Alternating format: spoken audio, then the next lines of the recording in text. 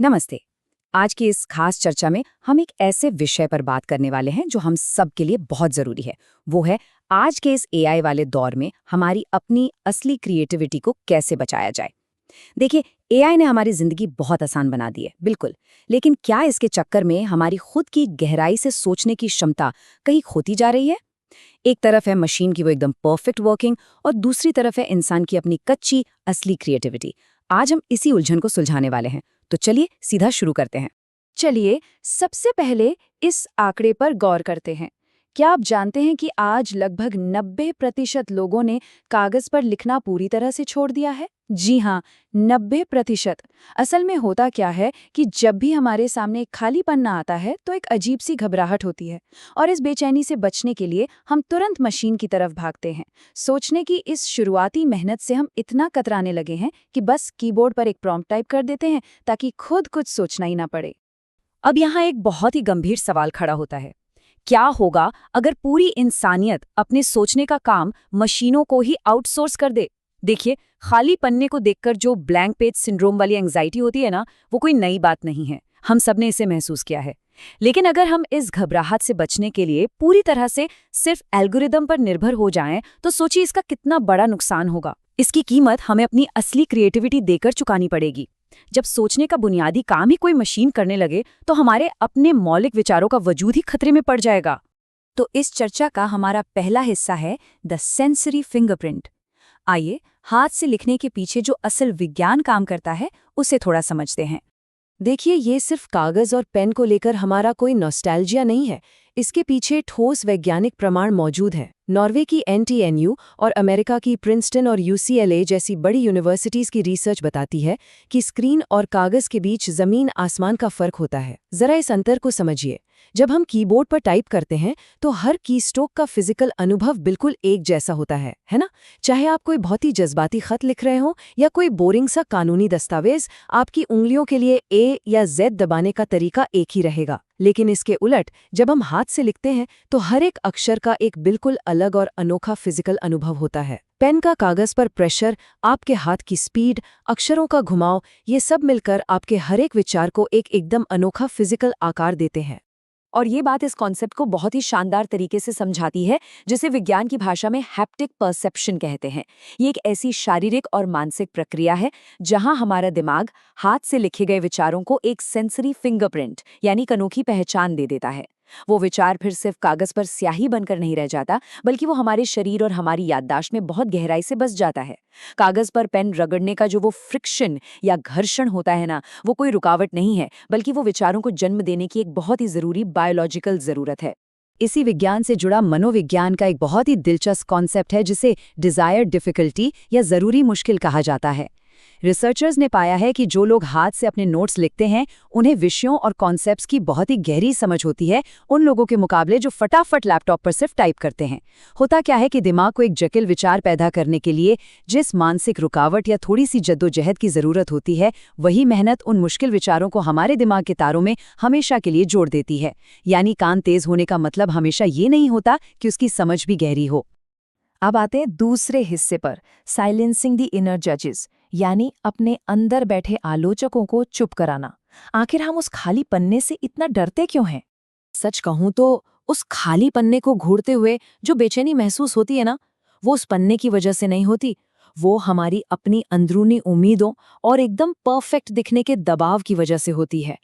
लेखक डेरियस फोरो ने बहुत ही खूबी से इन मानसिक रुकावटों को 4 अंदरूनी जजों का नाम दिया है, जो हर वक्त हमारे दिमाग में बैठे रहते हैं। ये जज हमसे कहते हैं कि हमारे विचार बहुत जल्दी बनने चाहिए, वो पूरी तरह से सही आकार में होने चाहिए, बिल्कुल सटीक होने चाहिए, और जो भी लिखा जाए वो तो सीधे एक मास्टरपीस ही होना चाहिए। लेकिन हकीकत क्या है?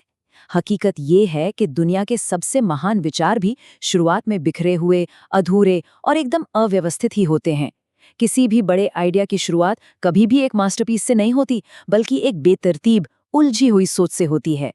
मशहूर दार्शनिक रेने देकार्त ने सदियों पहले एक बहुत ही गहरी बात कही थी। उन्होंने कहा था, मैं सोचता हूं इसलिए मैं हूं। इस क्लासिक विचार को अगर हम आज के एआई वाली दुविधा से जोड़कर देखें, तो ये सच में हमें झकझोर कर रख देता है। जरा सोचिए, अगर हम सोचने के उस शुरुआती उलझे हुए हिस्से को भी मशीन को आउटसोर्स कर देंगे, तो एक इंसान के तौर पर हमारी बुद्धि का बचेगा ही क्या? अगर सोचने का वो संघर्ष ही हमसे छिन गया, तो हमारी अपनी असली पहचान कहाँ रह जाएगी?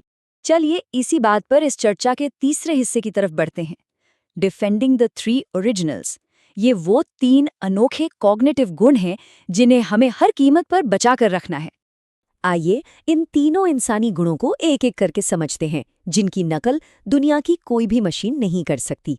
पहला है इन्वेंशन, यानी आविष्कार। ये वो आज़ाद स्थिति है जहां बिना किसी आलोचना के सिर्फ कुछ नया बनाया जाता है। दूसरा है इंट्रोस्पेक्शन या आत्मनिरीक्षण, यानी अपनी भावनाओं की धुंध और उलझनों से खुद रास्ता खोजना, जिसे सुलझाना कोई मशीन नहीं जानती। और तीसरा है इंट्यूशन, यानी अंतर्ज्ञान, जहां हम किसी समस्या को उसकी एकदम बुनियादी जड़ों से सुलझाते हैं। जब हम अपने अंदर बैठे उन आलोचक जजों को शांत कर देते हैं ना, तब कागज के एक सादे टुकड़े पर ये तीनों गुण पूरी आज़ादी के साथ निखर कर सामने आते हैं। अब इस बारे में जो सबसे दिलचस्प बात है वो ये है कि मानव इतिहास के सबसे महान वैज्ञानिक एल्बर्ट आइंस्टाइन ने इस इंट्यूशन को किस नज़रिए से देखा था। उनका कहना था कि अगर मेरे पास किसी समस्या को सुलझाने के लिए 1 घंटा हो, तो मैं 55 मिनट उस समस्या को समझने और परिभाषित करने में लगाऊंगा और सिर्फ 5 मिनट उसे सुलझाने में। और यही तो असली इंट्यूशन है। किसी भी समस्या के तुरंत समाधान की तरफ भागने से पहले उसके एक एक धागे को सुलझाना सबसे ज्यादा जरूरी है। और सच मानिए, ये काम कागज से बेहतर कहीं और हो ही नहीं सकता। और अगर आपको अब भी लगता है कि कागज का इस्तेमाल करना सिर्फ बीते जमाने की बातें हैं, तो जरा इन उदाहरणों पर गौर कीजिए। लियोनार्डो दा विंची के हाथों से लिखे गए 7000 पन्ने, या चार्ल्स डार्विन के बनाए हुए एवोल्यूशन के वो अनगिनत डायग्राम्स। जेके रोलिंग ने दुनिया को बदल देने वाली हैरी पॉटर की कहानी की शुरुआत एडिनबरो के कैफे में कागज पर ही की थी। और तो और आज के दौर में मिशेल ओबामा से लेकर खुद एआई रेवोल्यूशन लाने वाली कंपनी ओपन एआई के सीईओ सैम ऑल्टमन तक, इन सभी की सफलताओं की शुरुआत एक खाली पन्ने से ही हुई है। तो ये सिर्फ कोई पुरानी यादें नहीं हैं, बल्कि दुनिया के सबसे सफल लोगों की आजमाई हुई रणनीति है। तो अब आते हैं इसके प्रैक्टिकल हिस्से पर, फ्रीडम, फॉर्म और फीडबैक। आइए देखते हैं कि हम अपनी मौलिकता से समझौता किए बिना इन आधुनिक टूल्स का बेहतरीन इस्तेमाल कैसे कर सकते हैं। हमें दरअसल एक ऐसा सिस्टम चाहिए जहां कागज, कीबोर्ड और एआई, इन तीनों का उनकी खूबी के हिसाब से इस्तेमाल हो सके। इस फ्रेमवर्क को थोड़ा ध्यान से समझिएगा। इसमें हमें अपने विचार की स्थिति के हिसाब से सही टूल को चुनना होता है।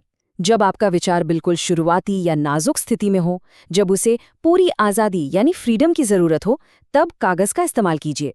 जब उस विचार में थोड़ी जान आ जाए, वो वाक्यों का रूप लेने लगे और उसे एक स्ट्रक्चर या फॉर्म की ज़रूरत महसूस हो, तब कीबोर्ड की तरफ बढ़िए। और अंत में जब विचार को कसौटी पर परखना हो, उसमें कमियां ढूंढनी हो या फीडबैक चाहिए हो, तब एक पार्टनर की तरह एआई का पूरा इस्तेमाल कीजिए। चलिए अब देखते हैं कि ये पूरा प्रोसेस कैसे आगे बढ़ता है। ये समझना बहुत ज़रूरी है कि एक विचार का सफ़र कभी भी एक सीधी लकीर में नहीं चलता। ये कागज़ की आज़ादी से शुरू होता है, कीबोर्ड के स्ट्रक्चर पर जाता है, फिर एआई के फीडबैक के पास पहुंचता है, और जब आप कहीं फंस जाएं तो ये फिर से वापस कागज़ पर आ जाता है। ये एक लगातार चलने वाला, थोड़ा अस्त-व्यस्त लेकिन बेहद शानदार लूप है। किस टूल का कब इस्तेमाल किया जाए, ये पूरी तरह से इस बात पर निर्भर करता है कि आपके उस आइडिया को अगले कदम पर किस चीज़ की सबसे ज़्यादा ज़रूरत है।